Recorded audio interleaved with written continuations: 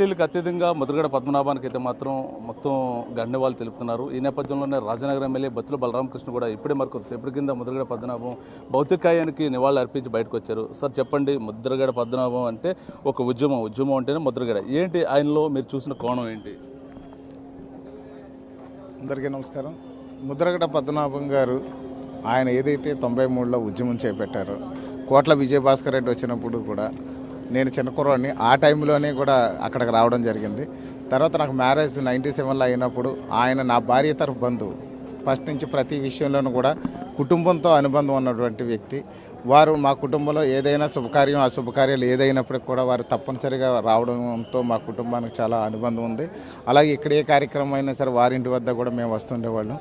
So దాని మీద మంచి అనుబంధం ఉంది. కానీ ఏది ఏమైనప్పటికీ కూడా ఈ మెట్ట ప్రాంతంలో ఆయన ఒక మంచి వ్యక్తి పుట్టి ఇక్కడ ఎన్నో ఉద్యమాలు ప్రజల తరపున ప్రజల పక్షాన నిలబడి చేసినటువంటి వ్యక్తి. నీతి నిజాయితీలకి పెట్టింది పేరు.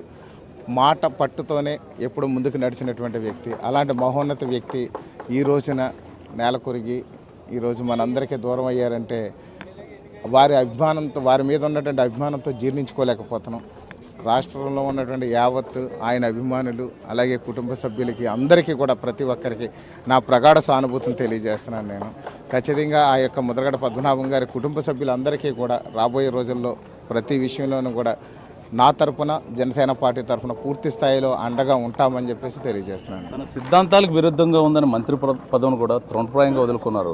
ఏంటి అసలు ఆయన వ్యక్తిత్వం? అంటే ప్రజలకు సాయం చేయాలనే వ్యక్తిత్వం, రాజకీయంగా మాట పట్టుదల రెండు, మాట మార్చకూడదనే సిద్ధాంతాలతో ఆయన ముందుకెళ్లారు.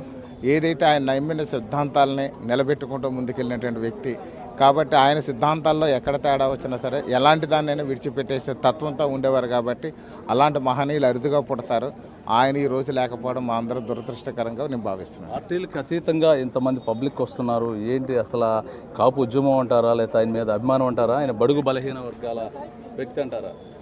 ఇది ఇప్పుడు నా వరకు చూసుకుంటే నేను పార్టీ పరంగా వచ్చినటువంటి వాడిని కాదు. ఆయన మీద అభిమానం రెండు, ఆయన నాకు బంధువు అవడం వల్ల నాకు ఇంత ఒక మంచి వ్యక్తి, సమాజం కోసం పాటుపడినటువంటి వ్యక్తి, పోరాటాలు చేసినటువంటి వ్యక్తి కాబట్టి తప్పనిసరిగా మనం ఇలాంటి ఆఖరి కడచారి చూపు చూడాలి అని చెప్పి ఆతృతతో వచ్చి వారిని సంతాపం తెలియజేసి వెళ్తాం. Thank you.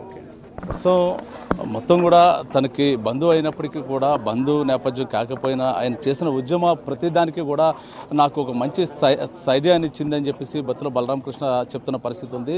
మొత్తానికి ఏదైనప్పుడు కూడా ఆయన చివరి వీడ్కోలు పలకాలని చెప్పి వచ్చానని చెప్పి ఆయన తెలుపుతున్న పరిస్థితి ఇది. ఇక్కడ తాజా పరిస్థితి. Over to studio.